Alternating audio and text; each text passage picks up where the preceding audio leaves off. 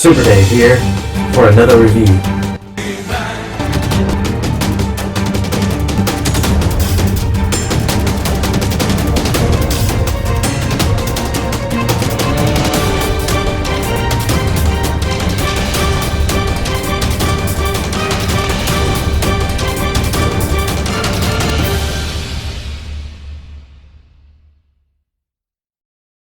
Super Dave here with another exciting review, and today we're looking at Dylamug. That's right, he's a MOTU Classics character that showed up in the Princes of Power episode Duel at Devlin, and Dylamug was a main character in that episode, and She-ra came into the community, the village of Devlin, to fight against Dylamug and his horde troops that he was leading to try to bring rest and peace during the Great Rebellion. And Dylamug showed up in that movie. He was a humorous character, he was a technological type character, and he was a bad guy character, part of the Horde.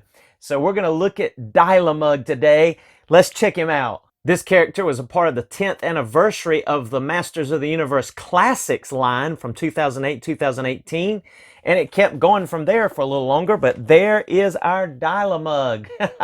And there's a reason he's called that. We're going to check him out here in just a moment, but let's just take a look at this box. First of all, this was when, of course, the Super 7 line took over the Masters of the Universe Classics figures, and everybody just was in awe that they were able to get this figure. He didn't show up in too many episodes, but a few, and he's just a really neat and unique, very unique character. There were some of the other selling points. Look at the artwork of this guy. I mean, he's just amazing. And some of the other selling points that Super 7 was offering back at the time.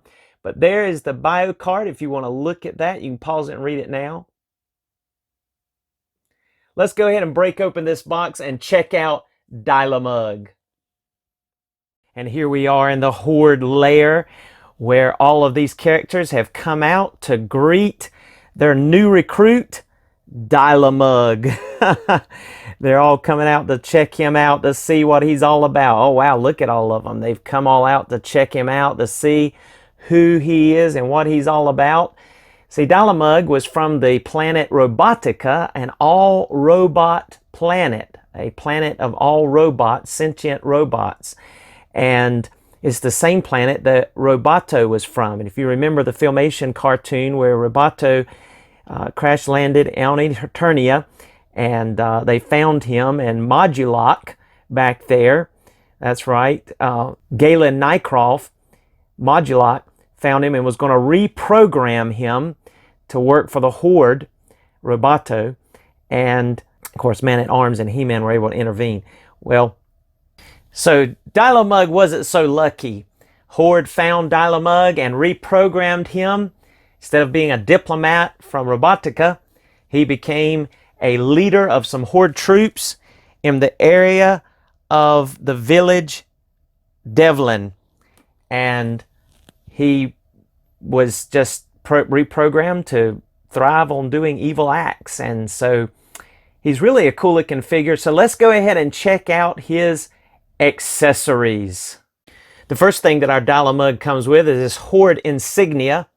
Now he has one up here as well, and that one is more like the one that he sported during that She-ra episode and other appearances he made in that Filmation cartoon. And you can remove that.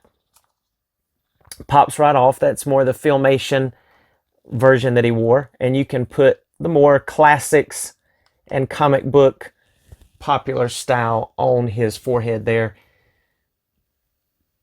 And make him a little bit more accurate for the times. So that is what explains that. The next accessory that Dylamug comes with is this blaster effect.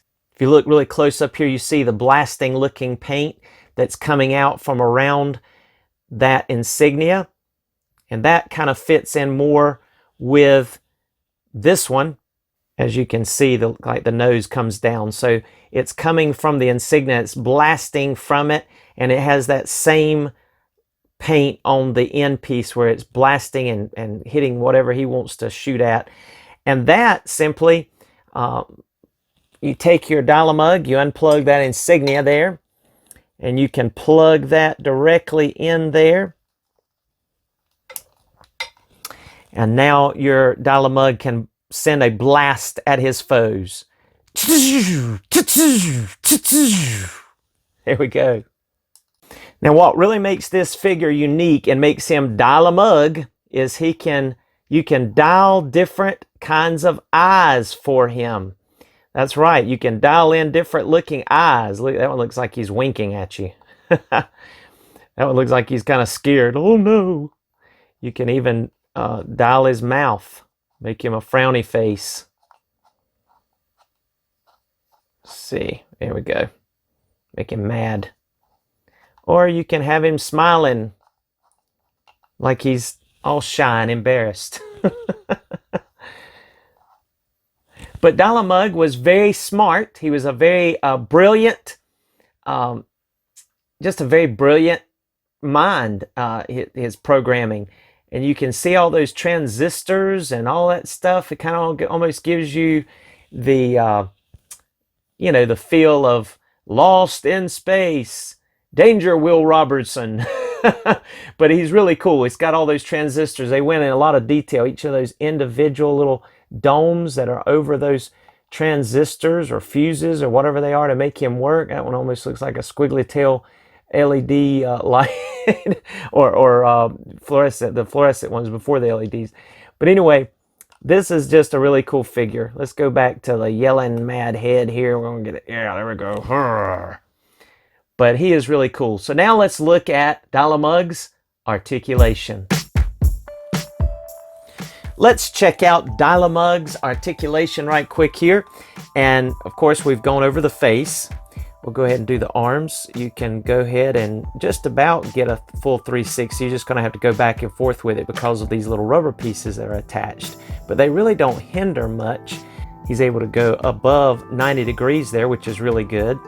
He is also able to bend at the elbow. There's not really a bicep swivel, but if you get it up there 90 degrees, kind of at an angle, you're going to be able to swivel there at the shoulder. So that works good. The biggest part that's disappointing is that there's no hinge on the wrist. You're not going to be able to move that wrist at all. You're not going to be able to close these. You're not going to be able to bend that at all. That's stationary right there.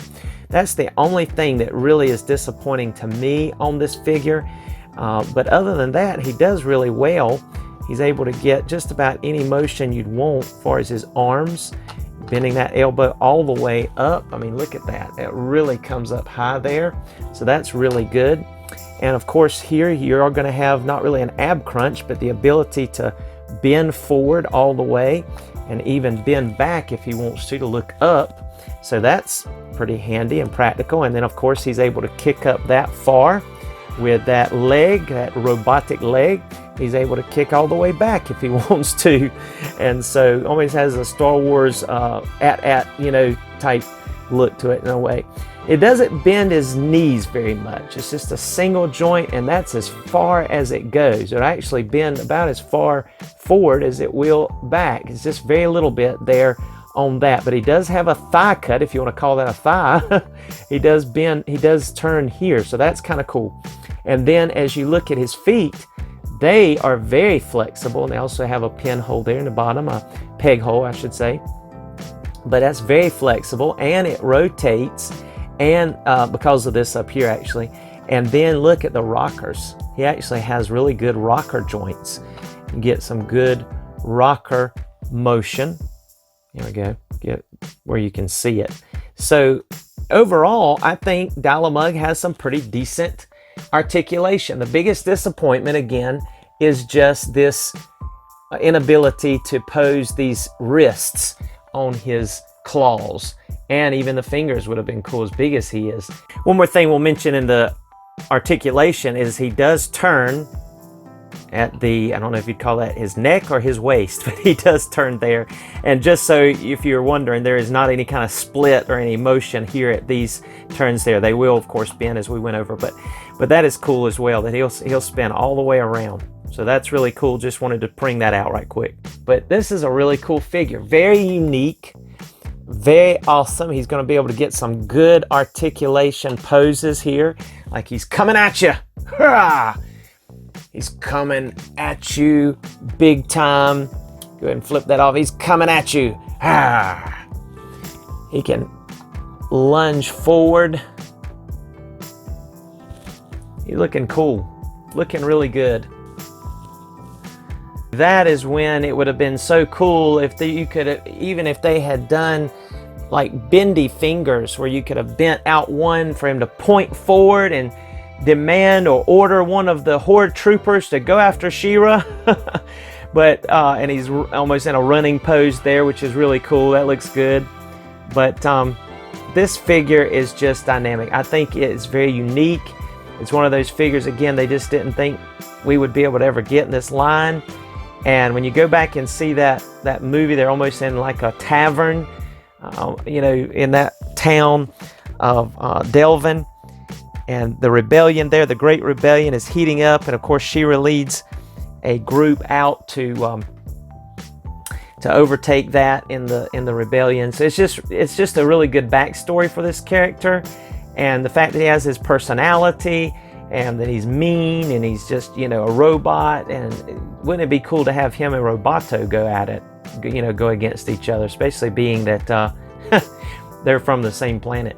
But there you are. And please like, subscribe. Please leave a comment if you enjoyed this video or have something to share. And we will look forward to next time. Here's some photos.